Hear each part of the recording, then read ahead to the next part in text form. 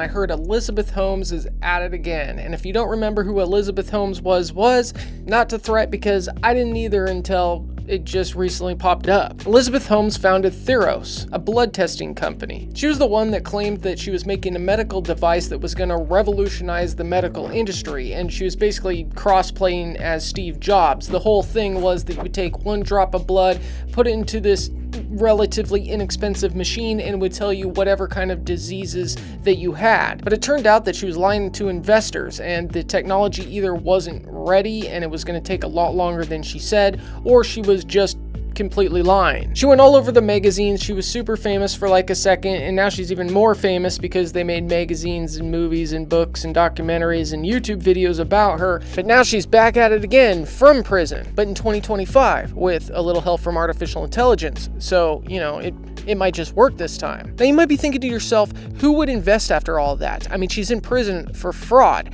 and people that might know a little bit more might be thinking, well, she's not allowed to be a CEO of a company. Well, of a public company. So it's a private company. And I don't even know if she's going to be CEO. It's going to be like her lover or whatever. But that's just the gift of having friends and family in high places, because it turns out that some of them are also giving her money. Now, the whole ordeal, she ends up in prison, but she still met a lot of powerful and rich people, and he's not in prison. He's running around getting the bag. I mean, sure, it's still going to be a stain on her entire life, and a lot of those same old investors aren't going to invest again, but it pays to know people in high places, and it pays to have family and friends that have money they can pay you. Maybe this whole time her intentions were good, or maybe she was a total fraud. Maybe it will work out this time because technology is that much better now and other companies have done the legwork. She just downloads a model and gets it up and going. And by her, I mean somebody that works for her or her lover. The thing I'm getting at, though, is most people don't get one chance to push their dreams out into the world and get investors and